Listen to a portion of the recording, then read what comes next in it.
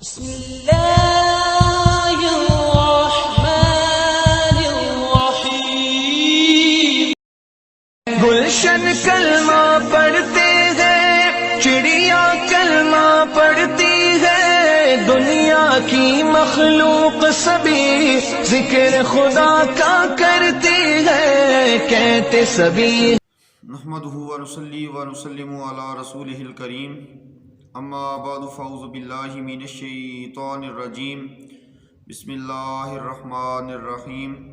الصلاۃ والسلام علیکہ یا سیدی یا رسول اللہ وعلی آلک واصحابک یا سیدی یا حبیب اللہ۔ آج کی اس ویڈیو میں آپ چغل خوری سے متعلق ایک حدیث پاک سماعت فرمائیں گے اور اسی سے متعلقہ ایک ایسی بات سماعت فرمائیں گے جو تعجب خیز بھی ہے۔ نبی صلی اللہ علیہ وآلہ وسلم کا ارشاد پاک ہے، لا يدخل الجنت نمام، چغل خور جنت میں داخل نہیں ہوگا۔ اب پوری کائنات میں اگر ہم غور کریں تو اللہ تعالیٰ نے دو طرح کے جاندار پیدا فرمائے ہیں، ایک ناطق ہیں جو بولنے والے ہیں جیسے انسان، اور ایک غیر ناطق ہیں جو بولتے نہیں ہیں، جس میں پرندے بھی ہیں، جانور بھی ہیں، درندے بھی ہیں۔ اللہ تعالیٰ نے ان کو بولنے کی صلاحیت عطا نہیں کی۔ اب اگر غور کیا جائے، جو آج کا عنوان ہے، آج کا موضوع ہے کہ اللہ تعالیٰ نے تمام مخلوقات کو زبانیں عطا فرمائی ہیں۔ آپ انسان دیکھ لیں، بولتا ہے، اللہ تعالیٰ نے زبان عطا فرمائی ہے، اور وہ جانور جو نہیں بولتے، قوت گویائی ان کے اندر نہیں، وہ بولنے کی طاقت نہیں رکھتے، اللہ تعالیٰ نے انہیں بھی زبانیں عطا فرمائی ہیں۔ آپ پرندوں کو دیکھ لیں، اللہ تعالیٰ نے انہیں بھی زبان عطا فرمائی ہے۔ آپ بکری کو، گائے کو، اونٹ کو دیکھ لیں، اللہ تعالیٰ نے انہیں بھی زبانیں عطا فرمائی ہیں۔ لیکن وہ کون سا جاندار ہے، وہ کون سا جانور ہے جس کو اللہ تبارک و تعالیٰ نے زبان عطا نہیں فرمائی؟ اس حوالے سے آج آپ ایک واقعہ سماعت فرمائیں گے مختصر سے وقت کے اندر۔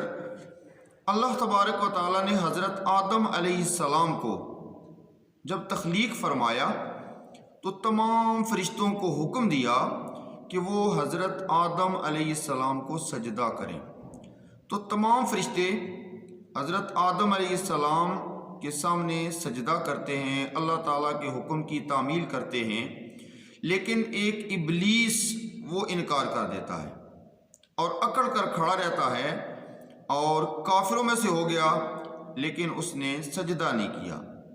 تو جب اس شیطان نے، ابلیس نے اللہ تعالیٰ کی نافرمانی کا ارتکاب کیا تو اللہ تبارک و تعالیٰ نے اس کی ساری عبادت کو ضائع کر دیا اور لعنت کا طوق اس کے گلے میں ڈال کر اس کو جنت سے نکال دیا اور اس کو زمین پر بھیج دیا۔ وہ ابلیس، وہ شیطان جب زمین پر آتا ہے تو زمین میں ایک مخلوق موجود تھی، سمندروں کے اندر، دریاؤں کے اندر وہ مچھلی موجود تھی۔ تو مچھلی کے بارے میں آتا ہے، اس مچھلی نے سب سے پہلے اگر کوئی مخلوق دیکھی ہے تو وہ شیطان کو دیکھا ہے۔ تو شیطان نے، ابلیس نے اس مچھلی کو آ کے بتایا کہ اللہ تعالیٰ ایک انسان بنا رہا ہے، اللہ تعالیٰ ایک انسان کی تخلیق کر کے اس کو زمین کے اندر بھیجنے والا ہے، اور وہ انسان زمین پر آئے گا اور زمین پر آ کر وہ خشکی اور تری دونوں میں شکار کرے گا۔ تو یہ بات چونکہ خفیہ تھی، پوشیدہ تھی، اس کو چھپا کے رکھنا تھا، تو اس مچھلی نے اس کو راز نہ رکھا، اور مچھلی نے آگے سمندر کے اندر جتنے آبی حیات ہیں، آبی جانور ہیں، ان جانوروں تک وہ بات پہنچا دی۔ تو اللہ تبارک و تعالیٰ کو مچھلی کا یہ عمل پسند نہ آیا۔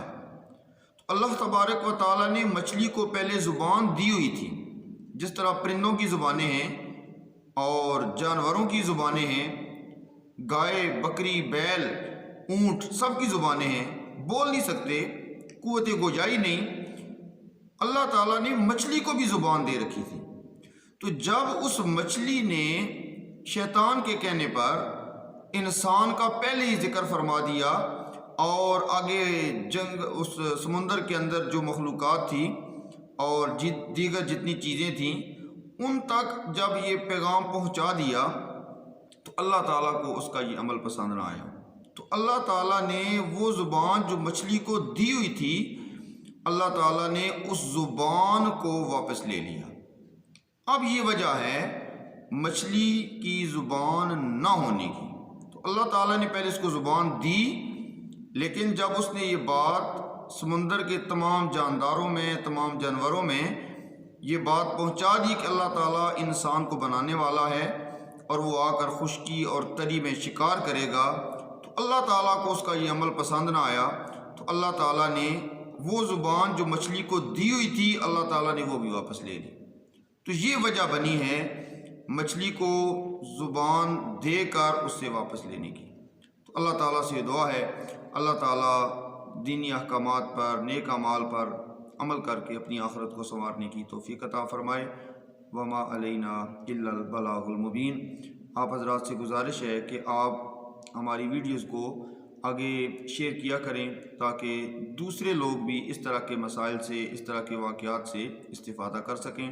اللہ تعالیٰ مجھے اور آپ کو عمل کرنے کی توفیق عطا فرمائے۔ جزاکم اللہ خیرا۔